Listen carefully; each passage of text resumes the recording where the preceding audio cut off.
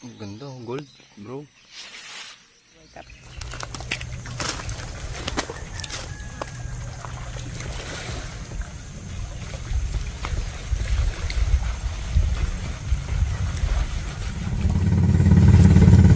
Sabi nila yung panghilo daw ay bato. What if ito? Dami ng bato na yan.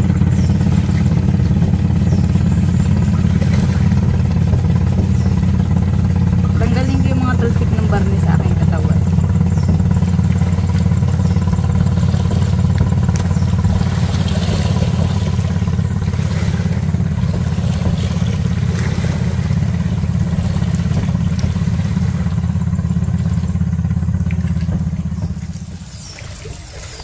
Power off.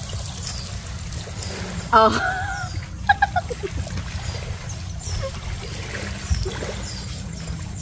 Gulay lang pala ako sa buhos, guys. Tanggal na yung mga madulas-dulas.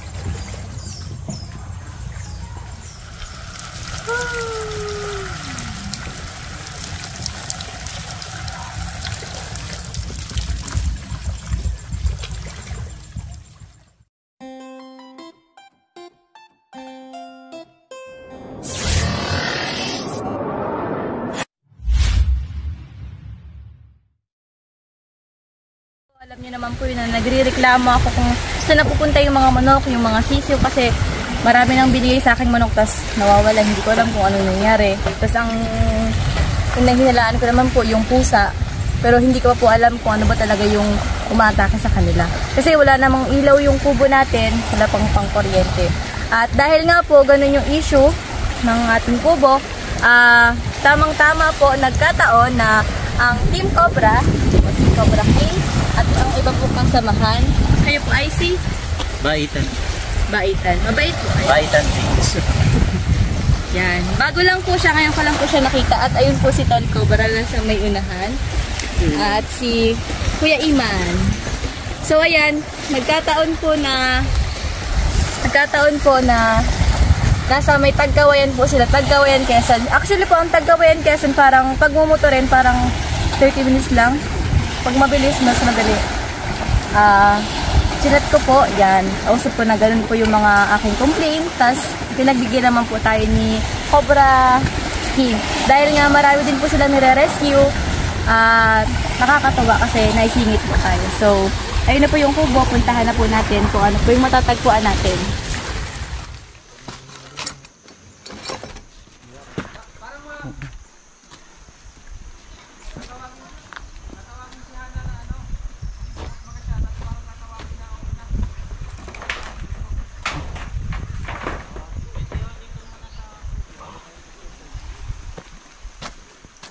So mga kaibigan, marami na tayong hinaluwat. Halos lahat na hinaluwat natin. Siguro ito na lang ang natitira. Try natin dito, baka nandito. Kung wala rito mga kaibigan, mahirapan na tayo kasi tignan nyo. Tignan nyo, habitat. Makita nyo, habitat. Ayan. So ito na lang ang pinaka-place na pwede natin kalkalin. Bro, tulungan nyo ako. Sige po. Ano mo muna yan. Sana.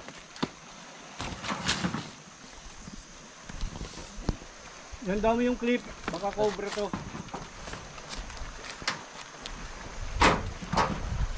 Isang salansan doon. Oo. Iayos doon, pati ito. Bro, konting ano lang ha. Iman. Iayos muna natin yung salansan doon.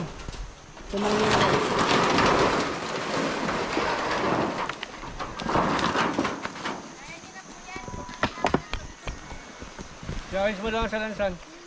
Tapos ito mga kahoy iayos sa lansan din. May kisuyo ah. Tumbling ano.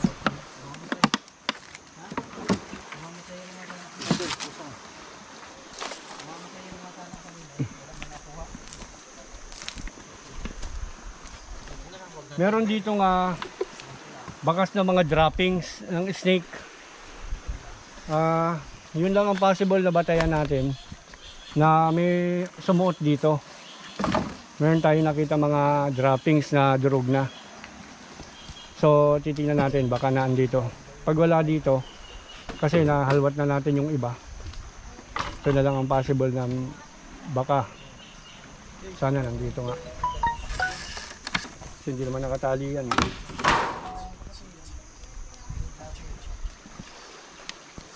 Iwas niya sa halaman yata ni ma'am yan. Ayaw. Sige. Dito banda, doon banda. Sa babang konti.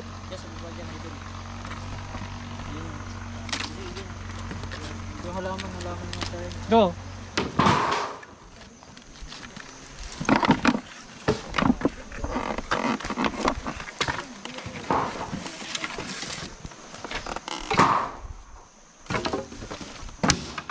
Makikisuyo ito. Tingnan natin. Ganito talaga ang paghahanap natin eh. Kailangan ano yan eh. Makita natin, maklear natin. Ito doon ka sa ano, kabila. Pero malamang baka musang yung dumadali sa kanya eh. Hindi rin natin alam. Dito na. Diyan mo din ala eh. Sige.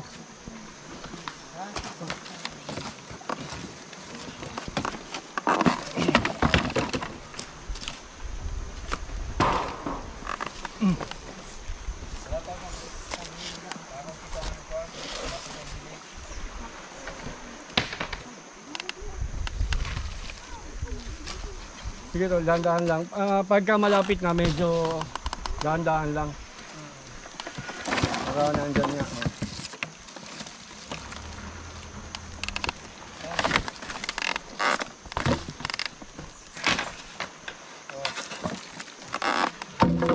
Ganito. Sige. To.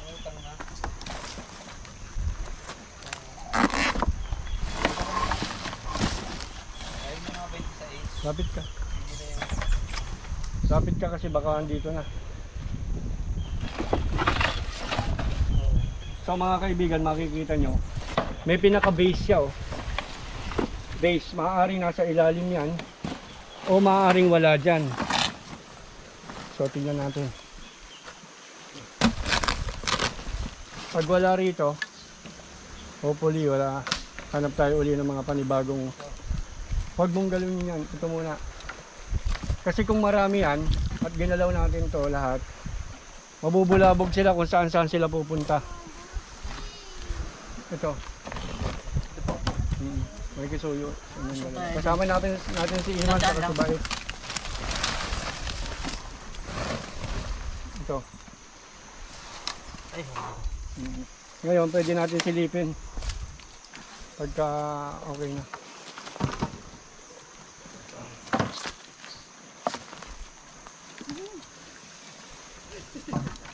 Yan. Tandaan nga, tol. Ayun. Uy, teka. Mga kaibigan, may nakita tayo ritong isa o dalawang klase ng ahas. So, game. Alisin muna natin yung mga ano. Hindi yan anak, yung mga ano muna yan para magandang kuha natin. Oh. Andiyan na? Nakita mo na?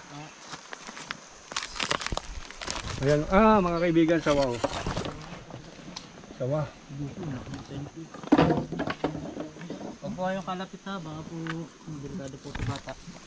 Ito po isang sawa oh. Kaya pala naubos ang sisig mo eh. Ito, dito mo ibuklat. Nagpapahinga siya.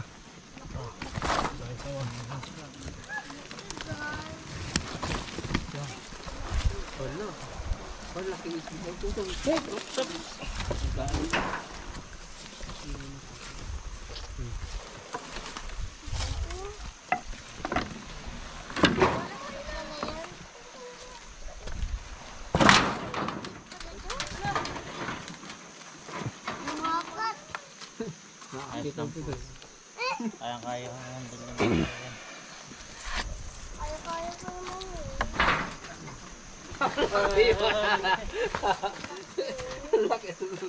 Baitan. Hello.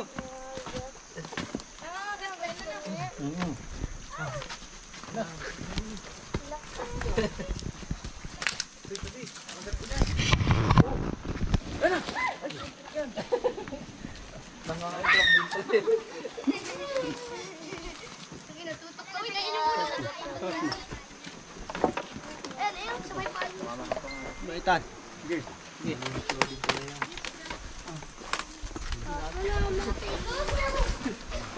Kuha ka ng atkatsa.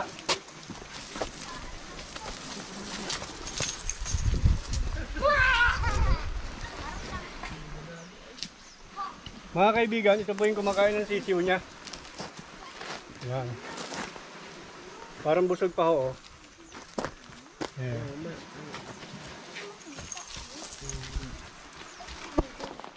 Katsa. Katsa. Po idol. Gano'n mo din. Katsa. Dali, gano'n. Yan, tutun.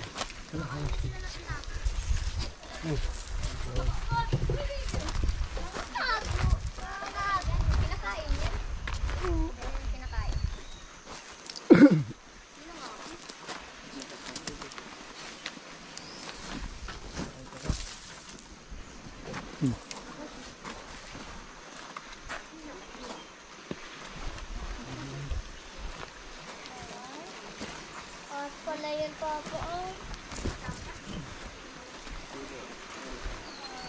So mga kaibigan, nakakuha tayo ng isang sawa. Ma'am Hana, hali kayo. Ano po masasabi nyo, ma'am? Wala akong masabi. Natatakot si Ma'am Hana. Mga kaibigan, nakakuha tayo ng isang sawa sa tabi ng kubo ni Ma'am Hana. Ito po malamang ang kumakain ng mga manok niya. Ayan po. Walang masabi si Ma'am Hana, baka mahulog ka dyan, Ma'am Hana. Ayan. Laki ay. Mga ilang kilo po yan. Siguro mga 5. Oo. Okay. Nakalaban-laban ng sisiw. Oo. Sige mga kaibigan, maraming salamat po sa inyo, ma'am. Paalam na po kayo. So ayan, maraming salamat po sa Team Cobra dahil nabawas-bawasan po ang aking pagkabagabag. Pero hindi ko pa po sure kung marami pa po sa paligid nito kasi ano ang tawag niyo po din? Habitat. Habitat nila. So ayan, ayun po. Sawa. Laki? Sawa pala yung nangangain. Okay. Mga kaibigan, ito na po yung sawang nahuli. Bali ito po, papakawalan na ngayon. Dito po kasi ito nahuli sa Ragay. Ngayon, andito po tayo sa dam. Pupunta po sila sa bundok para pakawalan to. Hindi po ako makakasama kasi po may gout ako, namamaga yung pa ako. Ang magpapakawala na lang nito yung mga anak ko, si Latol Cobra, si Baitan, si Iman Bakal. Sige po, Baitan. Bahala na kayo dyan. Hindi po. Okay. Yeah. Ayun guys, at papakawalan na nga po natin itong sawa na pinagtiwala po sa atin ni Master. Bali, dito po natin papakawalan sa papunta sa kabundukan. Ito po.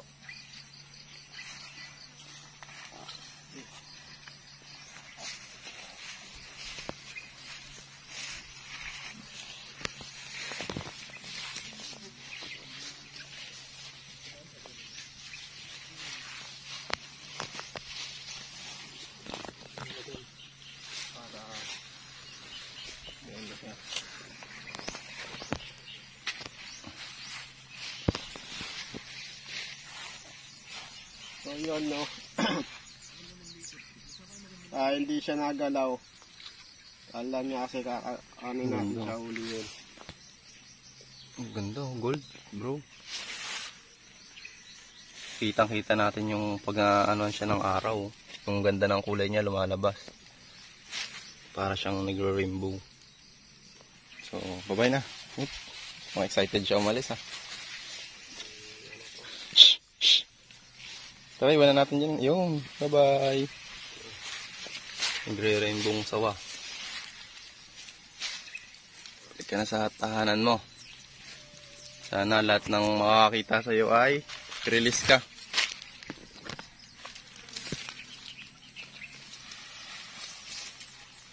balik na.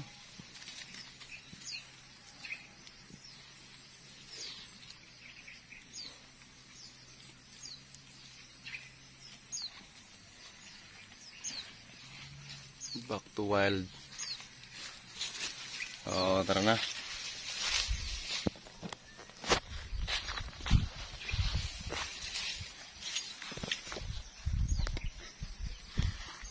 Ayun guys, bali napakawalan na nga po natin yung sawa na ni Master.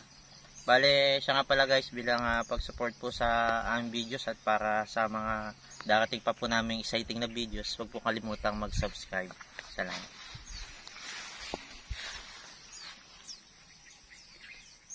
Ayun guys, at andito na po tayo sa yan at pumupunta na nga po siya doon sa kabundukan kung saan madami po siyang pagkain na pwede niyang makain dyan at magiging ligtas din po siya dyan guys. Bye bye!